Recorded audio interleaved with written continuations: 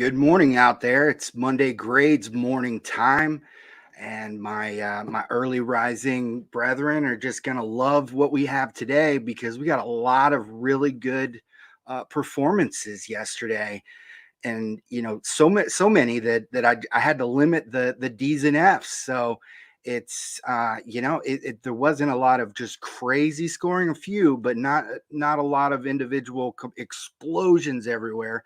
But we had some really good play, really efficient play, and we've got a lot to get to. So let's jump into it. We're going to start in Miami. Now I know they're playing Detroit, but they're facing an NFL defense, and that's good enough for me. Tua Tagovailoa, 29 out of 36. He completed 81% of his attempts. He is the A-plus quarterback of the week. 382 passing yards, 3 touchdowns, no interceptions, a 138.7 passer rating. For comparison's sake, that's actually higher than Joe Burrow from last week when he threw for 481 yards, 10.6 yards per attempt, not quite as high there. But 5-9, we actually got some rushing yardage from Tua, which is nice. Five carries, 19 yards. So he entered halftime completing 17 of 22 attempts for 253 yards, 2 touchdowns, 144.7 passer rating. Not to mention, he brought Miami back from a 27-17 deficit at halftime. They ended up winning that game 31-27. Now, how can we talk about A grades for quarterbacks without talking about Jalen Hurts? 19 out of 28, 68%, 285 passing yards. He may be the only quarterback that I featured with an A under 300 yards, but 4 touchdowns, a 140.6 passer rating, 10.2 yards per attempt. At the half, he was at 15 out of 22, 3 touchdowns, 134.7, and pushed Philly to a 21-10 lead. They ended up winning that game 44-23. Now, at running back, there's one guy, and then there's everybody else. And yeah, that it's not Tony Pollard. Derrick Henry. Tennessee is about as one-dimensional as it gets, but 32 carries, 219 yards, 2 touchdowns. When you're carrying the ball 32 times and you average 6.8, you're a beast. And there were at least one other run that of 20 yards that was called back as well.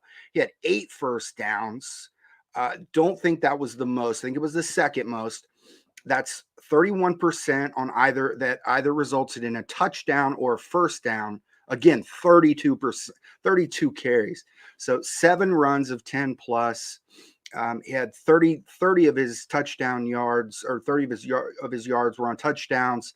That's 14%. He added a reception on 1 target for 9 yards. Tennessee sits atop the AFC South with a 5-2 record. It's just really concerning, and they won this game 17-10. It's just really concerning that they're gonna run into a good run defense in the playoffs. And it's not looking too good as far as like who is Ryan Tannehill going to be able to get the ball to. There's nobody. Robert Woods, I know, and no disrespect to the guy, he's a solid wide receiver too. He's not a wide receiver 1, so it's probably not going to end well for Tennessee if they get into the playoffs, and it looks like they will. But Tony Pollard does get an A grade. 14 carries, 131 yards. 3 touchdowns. He averaged 9.4 yards per carry. So, but at the same time, remember, it's 14 carries. So he had 4 first downs, 50% either went for a touchdown or a first down, 6 runs of 10 plus. That's 43%. And he had 79 yards on touchdown runs, which is 60%. Surprisingly, he only caught 1 pass for 16 yards. Really didn't have to do anything else. The Cowboys won 49-29. So, yeah, we're staying in Philadelphia for the A-plus receiving grade. A.J. Brown, 31 routes, 11 targets, a 6'1", 56.3 line. He only had 1 first down, but you add that to those 3 touchdowns, and we're at 67%. And 5.03 yards per route run, that's ridiculous. I mean, he didn't even play a full game. 26 yards per reception, 139.2 targeted passer rating. Philadelphia remains the only unbeaten at 7-0, and they won this game 35-13. Tyreek Hill, going back to Miami, 40 routes, 14 targets, 12, 188, 0, 8 first downs, 67% of his receptions went for a touchdown or a first down, 4.70 yards per route run, 15.7 yards per reception. So what it was, they weren't check downs. A 118.8 targeted passer rating. I mean, Tyreek is such a unique player in the NFL. And what's crazy is they may have the second closest receiver to Tyreek Hill and Jalen Waddle, who also gets an A. 40 routes. I mentioned in advanced matchups, I think the Dolphins learned a lesson last week when they only targeted Jalen Waddle twice during the second half. Well, he got 9 targets in this game. He went 8, 106, 2. So he had 5 first downs. So that's 88% went for a touchdown or a first. He had 2.65 yards per route run. He is playing a little more shallow than Tyreek, but as far as the big plays go, there's probably nobody else in the NFL that has his combination of deep and yards after the catch potential. And then we have a 155.3 targeted passer rating, just below perfect. They won that game, like I said, 31-27. Getting down into the B grades. So if Chicago would have somehow taken that game against Dallas, then I would have pushed Justin Fields to an A. So 17 completions, 23 attempts, and this is arguably the top defense in the NFL, and at least the top pass rushing defense in the NFL. But Justin Fields, 73% completion percentage. He had 151 passing yards, 2 touchdowns, 0 interceptions, a 120 passer rating, 6.6 yards per attempt. But I think that actually, I like it. We're actually seeing, I think, Fields understanding that he just can't air it out on every attempt. He needs to take what the defense is giving him. He added 8 carries, 60 yards, and a touchdown on the ground. Now, if we're looking at the 2021 class, I would say that it's between Trevor Lawrence and Justin Fields as the top quarterback that we're seeing right now. And I hate to say that about Mac Jones. He's third. I'll give him third. And then really, Davis Mills, it's looking like he's going to get replaced by a quarterback in the 2023 draft. I don't think he's going to stick. And man, I don't know what else to say about Zach Wilson. We'll just move on. So it may not have been the explosive performance, but wow, Jimmy Garoppolo, he is a bona fide Rams and Packers beater. And there's a lot of value in that. I know the Packers are struggling this year, but man, Jimmy Garoppolo, he steps up in these big games. So 21 out of 25, that's 84% against the Rams. And Jalen Ramsey's been good, and Aaron Donald's been good. Now the corners surrounding Jalen Ramsey, those are the problems here. But still, it's still the Rams. It's still Sean McVay. 2 touchdowns, 0 interceptions, 132.5 passer rating, 9.4 yards per attempt, and they won that game 31-14. Man, Jimmy G is going to be, if the 49ers don't give him that contract, he's going to make some money when he becomes a free agent. So Dante Foreman, and wow, I mean, everyone out there that was able to draft Dante Foreman, I love this kid. I always have. 26 carries, 118 yards, 3 touchdowns.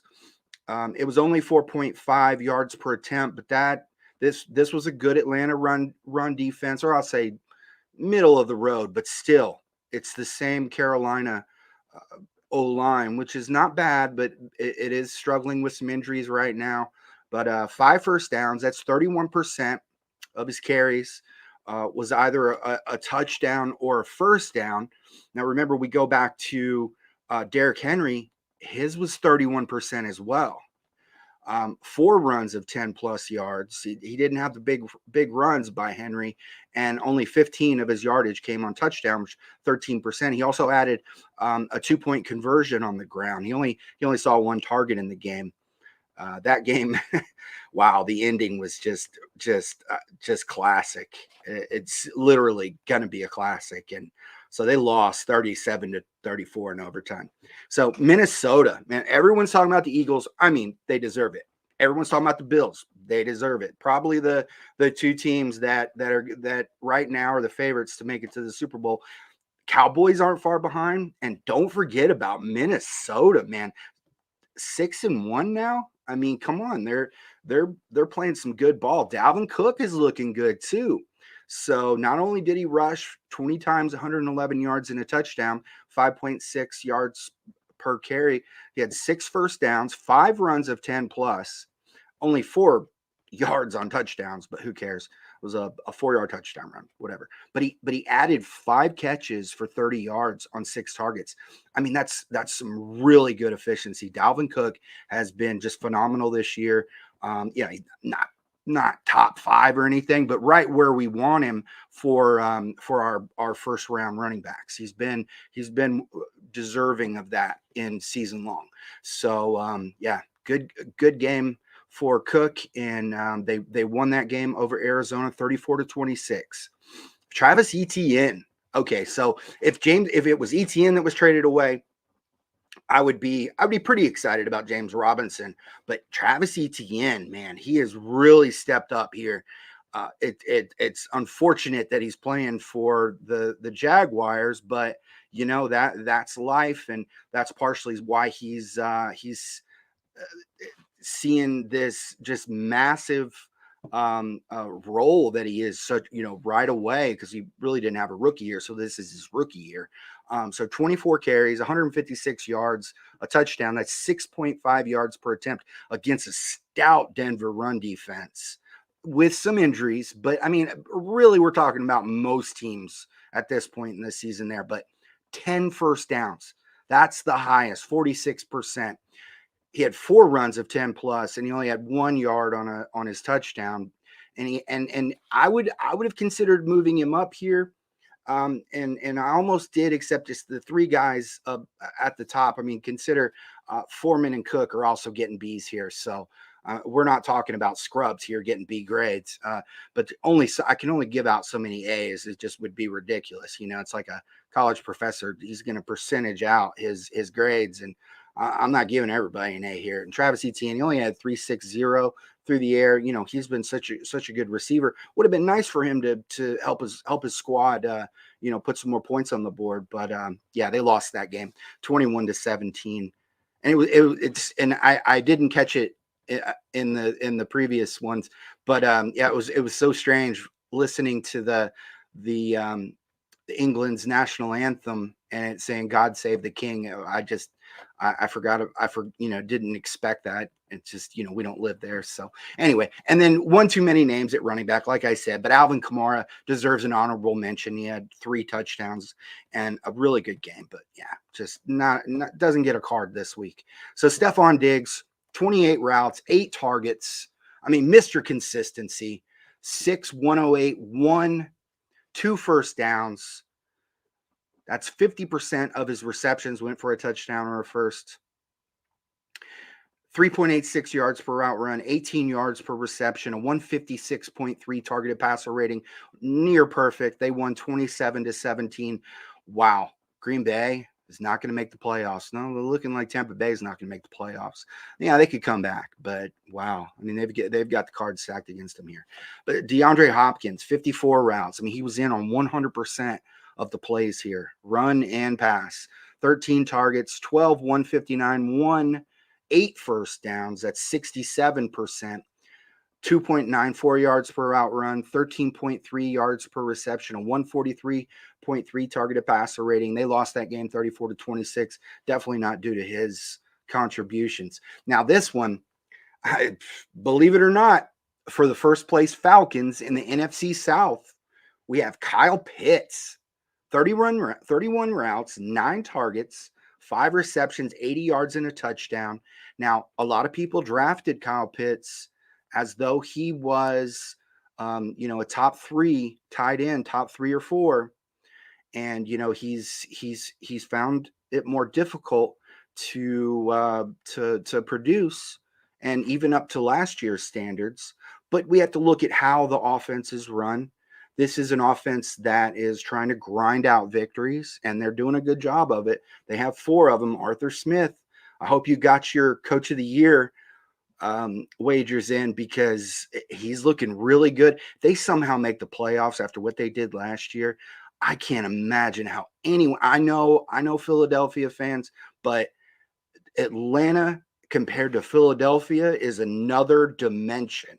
If Atlanta makes the playoffs, how is Arthur Smith not the Coach of the Year? So he had 3 first downs. That's 80% touchdown or first, 2.58 yards per route run, 16 yards per reception, 135.4 targeted passer rating. In a week without Kelsey, and where George Kittle, he had the touchdown, but not much else. And Darren Waller's out. And, Mark Andrews is his knee is bothering him. He didn't do much. This is a pretty big performance from Kyle Pitts at quarterback. And I would say honorable mention, though, for Taysom Hill. Man, that guy is a rare dude. Okay, let's get to the most significant second half improvements. We're going to start with PJ Walker of Carolina. So in the first half, he completed 6 passes on 15 attempts, 40% completion percentage. That's for 67 yards, 0 touchdowns, 1 interception. He had a 26.2 passer rating. That is hard to I don't think the human brain can fathom what that means. It's, let's just say, it's half as good as spiking the ball into the ground. 4.5 yards per attempt. So second half, though, 13 out of 21, 62%. He had 250 yards. He didn't attempt a pass in overtime. All of the touches went to Dante Foreman. 1 touchdown, and boy, was it a touchdown. 0 interceptions. 119.1 passer rating. That's a 78% improvement. 11.9 yards per attempt. That's a 62% improvement. Like I said, they lost 37-34. Sam Ehlinger, first half, not bad. He completed 7 out of 11, 64%, but 57 yards, no touchdowns, no picks, 76.7 passer rating, 5.2 yards per attempt. And he entered the half only leading Indy to scoring 3 points. I mean, it didn't look that good, right? But the second half, I think they started giving him a little bit more of that playbook. He completed 10 out of 12, 83% for 144 yards. He didn't throw any touchdowns, but he wasn't picked. A 100.1 passer rating. That's a 23% improvement. And he averaged 12 yards per attempt. That's really good for your very first start, even if it's only 2 quarters. That's a 57% improvement. It wasn't enough. Taylor Heineke led Washington to the victory. Heineke, another guy that I'm very impressed by. But he led his team to the victory in the final 2 minutes, and took the 1-yard plunge into the end zone. But and Ehlinger, he knows where his bread's buttered. Excuse me. He was targeting Pittman. Excuse me. He was targeting Pittman. He was targeting Campbell. Well, Campbell not as much, because there's just not as many attempts. But they did get Pittman a 28-yard run, and then he was efficient. That's all I'm going to say. The Colts did lose 17-16, but over the long run, I think this is better for the Colts. I doubt Ehlinger is the answer. I would love to see them draft one of the top quarterbacks next year. So Christian McCaffrey, wow, first half. 7 carries, 24 yards. He averaged 3.4 yards per attempt. He caught 4 balls for 21 yards on 5 targets. He did connect with Brandon Ayuk for that 34-yard touchdown pass. But, it wasn't the greatest first half from McCaffrey. He was facing the Rams, but we expected, McCaffrey would do what McCaffrey does. Second half, though, 11 carries, 70 yards, a touchdown. That's 6.4 yards per carry. It's almost a 46% improvement. Another 4 catches for 34 yards and a touchdown on 4 targets. That's a 41% improvement on yardage gain per touch.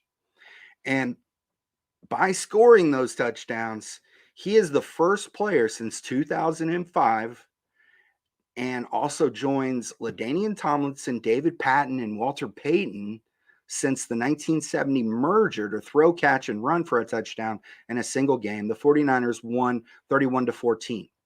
DJ Moore. This one is going to, this one shocked me, to be honest. So a little background information. We don't hear a lot out of DJ Moore. He's a very private person. Go try to look up some information on the kid. His grandmother was very hard on him growing up, but she loved him dearly, and she taught him to keep his mouth shut. And which is what I teach my kids. When you do something on the field, you act like you've been there before. You don't try to show up your opposition. That's not what we're out there for. And that's what he's done throughout his career. That didn't happen this game. So 39 routes, 11 targets. He caught 6 for 152 yards and a touchdown. So the performance would be A-worthy if not for his completely uncharacteristic and also boneheaded move of taking off his helmet and spiking the football after the play, running running a good distance away and spiking the football towards the opposing team that earned him a taunting penalty and forced Eddie Pinheiro to kick the game-winning PAT from 48 yards out, which he missed. Okay, but that diving 62-yard touchdown reception with 2 defenders on his heels is the catch of the year through 8 weeks. I mean, I get the energy that created, but you gotta understand the situation. And wow, that was tough to stomach. And they lost that game. Well, Pinheiro missed a field goal in overtime. I get that. Another one. But it still hurt this franchise so bad. At the same time, I mean, probably helps their tanking chances. But first half for DJ Moore, 16 routes. He caught 1 ball for 19 yards on 4 targets, 1.19 yards per route run, 19, obviously, yards per reception. Second half, 23 routes, 585, 7 targets.